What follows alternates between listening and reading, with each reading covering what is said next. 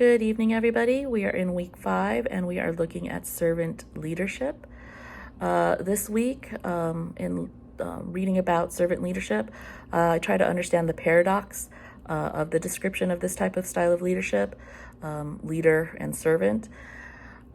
Because typically, servant comes with a negative connotation.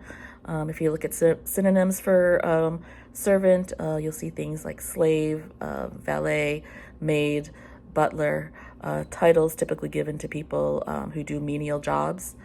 But if you look at the term servant from a religious construct, specifically Catholicism, you'll see people being described as servants of God. And those are typically people who are on their way to sainthood. All right, those are those people that are responsible for strengthening the faith, and they're basically strengthening the church as an organization.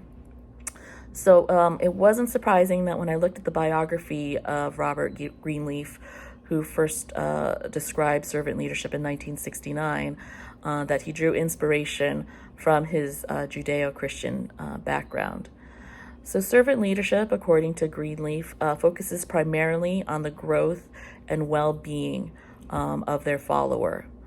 So there's not a specific framework that follows, but according to Greenleaf, in his essay, Servant Leadership, A Journey into the Nature of Legitimate Power and Greatness, he asks leaders to ask themselves these questions to see if they truly are following in the style of servant leadership.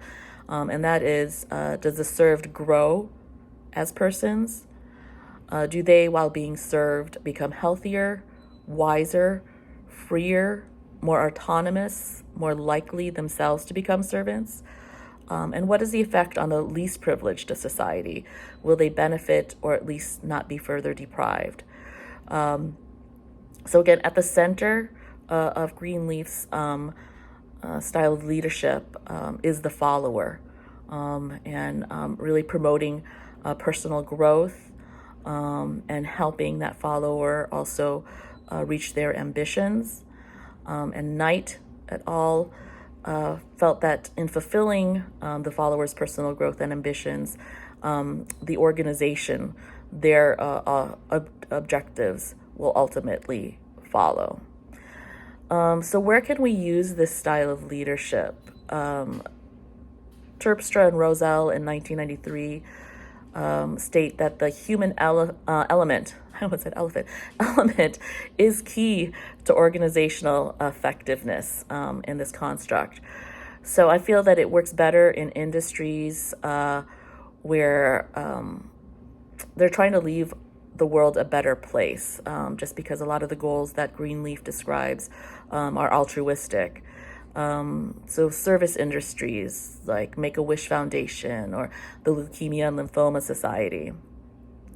And although hospitals and healthcare programs are service industries, this style typically works best in industries that are stable, according to Kuzmenko et al. In 2004. Tom Thibault, an executive, was once quoted as saying, "It's easiest to be a values-based leader in fair weather, but when our backs are against the wall, we tend to revert to old behaviors." So in a hospital setting, in a healthcare setting, constant change, so constantly having to adjust.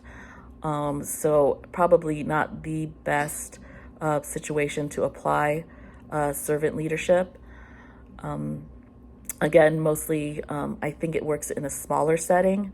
And Dr. Friel had mentioned at the level of CFO, CEO, where it's basically maybe one-on-one, almost like a mentorship type setting. But although healthcare is seen as a service industry, because it's constantly changing, it's probably not the best setup for service leadership. All right, thanks.